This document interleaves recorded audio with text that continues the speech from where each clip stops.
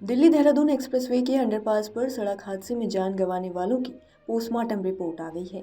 सभी की मौत दम घुटने से हुई है। उनकी पसलियां टूट गई थी। इसके चलते ही उनके इंटरनल ऑर्गन डैमेज होने से शरीर में खून फैल गया। सातों शवों का शुक्रवार देर शाम तक पोस्टमार्टम चला था। शुक्रवार को गागलहेड़ी थाना क्षेत्र में दिल्ली देहरादून एक्सप्रेसवे के अंडरपास पर बजरी से लदा डंपर कार पर पलट गया था।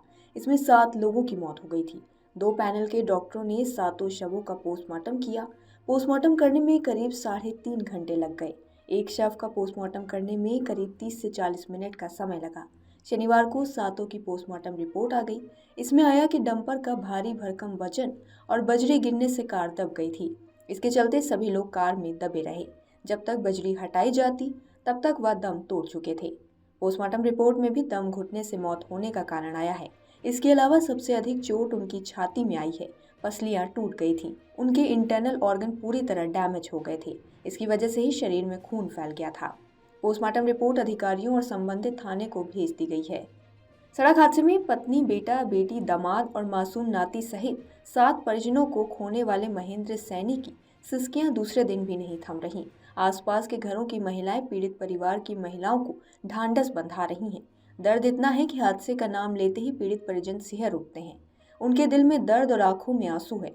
महेंद्र रुंधे गले से कहते हैं कि हादसे ने उनके सारे सपने छीन लिए। शनिवार को हादसे के दूसरे दिन गांव सोना सैयद माजरा में महेंद्र सैनी के घर सांत्वना देने पहुंचने वालों का दिन भर तांता लगा रहा। महेंद्र के बड़े बेटे प्रदीप की पत्नी कोमल बार बार बेसुध हुई जा रही थी। उसकी आंखों से आंसू नहीं थम रहे थे। ढांढस बंधाने पहुंची महिलाएं उन्हें समझाने की लगातार कोशिश कर रही थी।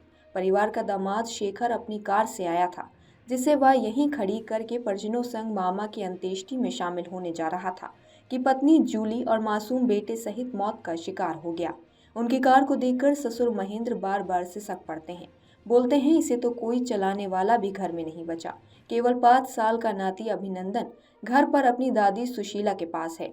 सुशीला भी बीमार है, चलने फिरने में भी दिक्कत है।